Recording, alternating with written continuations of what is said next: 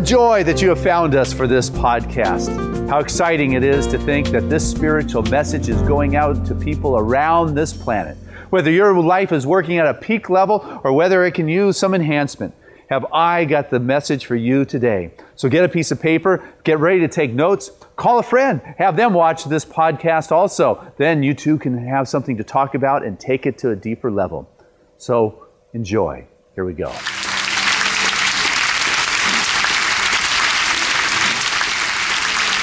All right, so Pura Vita. Oh man, imagine if you could just have that Pura Vita. Vida.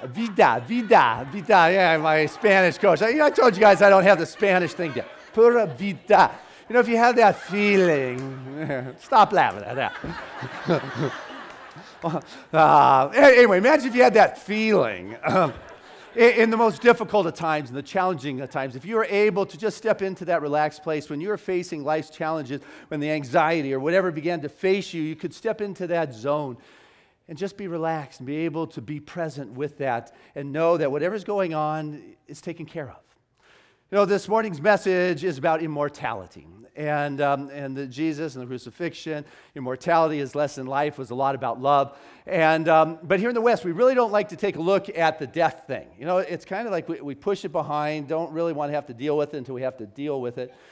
But the fact is, there are probably about 250,000 people who will lay down their bodies and their spirit will leave this world this year. And there's probably that many arriving. And so we don't want to really look at it, but the truth is it's constantly going on. It has always been going on. There's other cultures that tend to deal with it in a better way. They're willing to take a look at it. They're willing to embrace it and say, you know, this is part of life. We've got to be willing to celebrate the transition into this world as well as out of this world, and that it is not the end. You've got to be willing to be prepared, because I'll tell you, 75% of the people in the West will make their transition and die either in a convalescent home or a hospital. Now, I don't want to be too morbid here, but it is the message of the day, in a sense. You know, it's and I've seen people, you know, just go through all sorts of trauma around death. People have died from starvation to overindulgence. They have died in the womb, and they have died of old age. I have watched people go in absolute peace, and I've watched them kicking and screaming and fighting as they were doing in this world. And they hold on. I once saw a news clip of a child protection service taking a child away from a mom that had burned and beaten her little girl. And as they were taking out, I still get chills thinking the little girl reaching over the shoulder of the protection agent saying, "Mama, Mama," reaching out for it, wanting to hold on to the hellish of what she knows. And what happens is people here in this world want to hold on, even if it has gotten hellish and horrible here at this point in life, they still want to hold on because they have not prepared to move on into the next dimension, into the next realm, which is just as natural. We're taken as care of moving on as we were moving into this world. There's as many people checking out of here as there are checking in. And when I can begin to realize and recognize that, you know, this life is preparing me to be able to move on with a greater sense of ease, that, you know, my destiny waits before me. Jesus, you know, on the cross said, "Eli, Eli, yamana shakabatani," which means, "Oh God, my God, for this was my destiny." Where the Christian churches often will say, "For this, you know, God, why have you forsaken me?" And there's this belief about being forsaken, which is a sense, hey, you know, Jesus lost, the enemy's won. But the truth is, in Aramaic, shakabatani means kept, means destiny. For this has been my destiny. And Jesus in that moment realized that, wow, this is it. For this, you know, I was doing good here. You know, I was the Christ expression here. But as I return into that absolute, into that undifferentiated, as I move into that spiritual dimension, all I have is so much more. It's like a bowl of water in the desert. All the qualities of the water is there, but you can't float a ship on it. You know, a fish can't swim and live in it. But as soon as it evaporates, it becomes part of the system that brings, you know, the rain. It becomes part of the ocean, the rivers, and all that. Well, Jesus, as he began to merge, he began to say, "This is my destiny." It's only as I have moved on that the Christ understanding will begin to be understood. Only as I move on is that Spirit able to live through millenniums. Only as I begin to move on and the story begins to ripple and the truth begins to establish itself is there a greater power to that. He was ready. He had prepared himself. He maybe didn't really know what was there, but there was something in him that knew. And the other cultures prepared themselves to move on. You know, in the Tibetan Book of the Dead, it gives you a chant, a death chant on what to chant, you know, as you are making your transition so you can move with your eyes open, that it's not strange. It's not like it hasn't happened. You know, it happens. And let us be prepared for it, because death is a real tough thing to prepare for at the last minute. It's like, you know, it's going to happen, and now I wish I would have done my spiritual homework. You know, the Native Americans are the first people, First Nation. They have what they call their healing chant. When a child becomes of age, you know, they're sent out into the woods to have their vision quest, to connect with spirit. And in that place, they get a healing chant, or what has become known as a death chant, because it was given to them in times of challenge, in times of anxiety, in times of fear, in times of transition, in times of war. They go back to whatever it is that they say. And if they didn't get it in their vision quest, the grandfather gives it to them. You know, here you go, kid, you missed it. Let me give you one.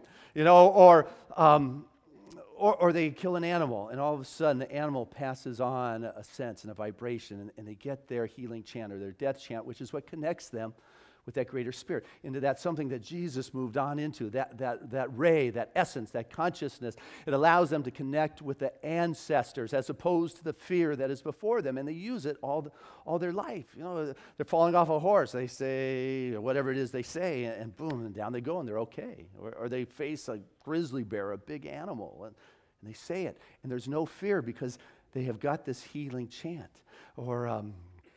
Or they're poison in their body and it's burning, and they say it and they come through it. They don't give away their power to the experience.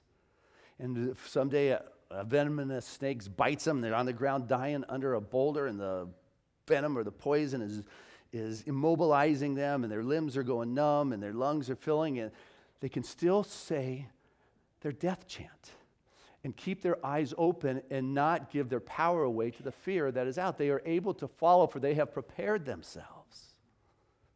In the Hindu philosophy, if you can say God's name at the very end, good job. You know, Gandhi, the story, when he died, he said, Rama, Rama, Rama. Instead of, which is God, God, God. Even Steve Jobs, if you read what his sister said, I don't know if we can put him in the same category as Gandhi. But it's interesting, she said his last 3 words, because, you know, he knew he was going. And he went, wow, wow, wow. You know? Well, someone asked Rama Maharishi, I fear death. What can you tell me to help me with this? He said, well, the question is, were you born? Because if you were born, then you'll die. But if you were never born, then you will never die. And life is immortal. We don't die to become immortal. We are immortal now. This is a stopping place where our awareness or our attention is. This is a place in which we have stopped on our way. It is a continuity of life, which is why it's so important to live from a high place, a place of integrity, a place of love, because what you're casting out there is the stream in which you get to move in life.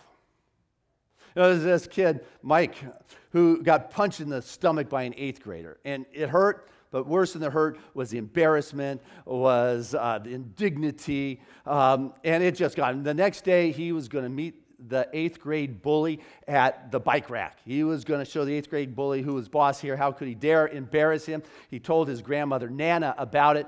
And well, Nana had a little talking with Mike. An hour lecture, he said, boy, she likes to talk.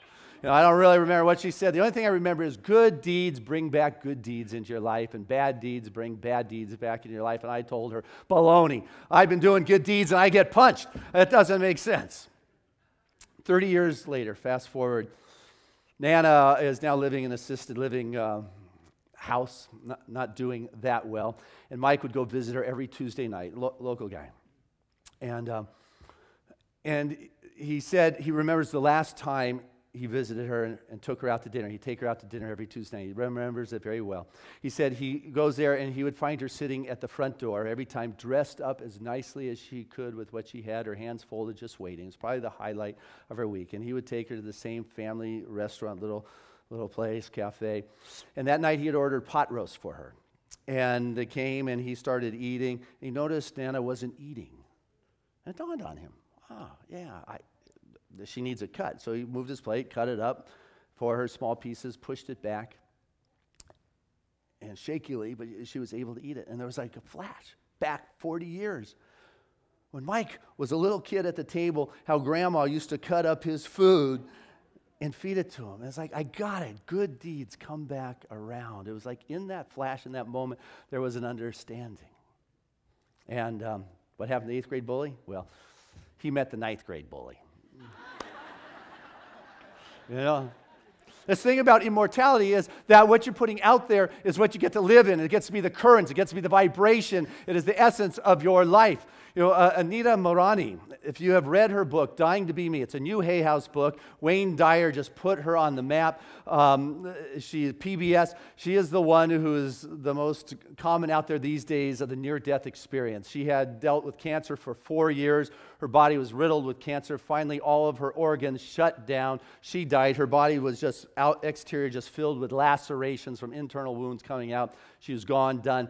And what she says is that as she moved out, she began to have this multi-level of awareness. She was aware of many different places at the same time. It was not linear. It was in that moment she realized there was more that she needed to do. She was told everything she needed to know would be known to do what it is she had to do. The love for her husband brought her back. And as she came back in the body and the organs began to function a little bit more and they began to function, the body began to work. And all of a sudden as she awoke and the body was healed and the lacerations in front of the doctor's eyes were sealing up, and in 2 weeks there was not one sign of cancer left in her physical body, completely gone. To this day, it is still not present anywhere. Asked, so, tell me about it. Like, what's there? You know, all this is documented. Doctors are searching. She said, it's difficult to find language to describe something that is beyond the 5 senses. You know, the 5 senses is how we structure our language. How do I describe what is beyond that? But what I know is that there was no beginning and there's no end. It's as if there is a door that is open and it has stayed open, and that life has continued. And I want you to know, she says, that I am not afraid of dying. I am sure that my life will continue after this plane. But what I am now intently focused on is this now moment, is being present with where I am, because where I am in this moment right now is perfect, and it has everything, and I am not concerned about tomorrow, I'm not concerned about an afterlife, and I'm not concerned what is next week or later, but right now in this moment is the fullness of everything. It is a perfect moment no matter what is going on if I can be present to it. That is right. Sometimes it takes cancer for people to finally say, oh yeah, death really might happen. But that's our culture. We just don't want to look at it, right? Yeah, we'd rather talk about sex than death. I can understand that, but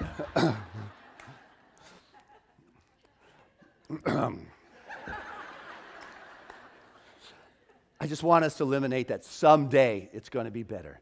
You know, we're told in Luke that Jesus said, all that I have is yours. All that I have is thine, is what they say, but he didn't really. All that I have is yours, is what he was saying. He didn't say someday you get it. No, that's right. All that I have is yours. Right here, right now. Today you shall be with me in paradise, is what he said to the thieves on the cross. Today you shall be with me in paradise. Today is the day the Lord has made. I will rejoice, and I'll be glad in it. Today is the day. You don't want to mortgage your future, or you don't want to mortgage your present moment for a future that may or may not come, and you don't know what it's like. Let me know right now that fully present in this moment is everything that I could have, I want, or it's perfect for me to bring forth myself. Stop wishing I was somewhere else.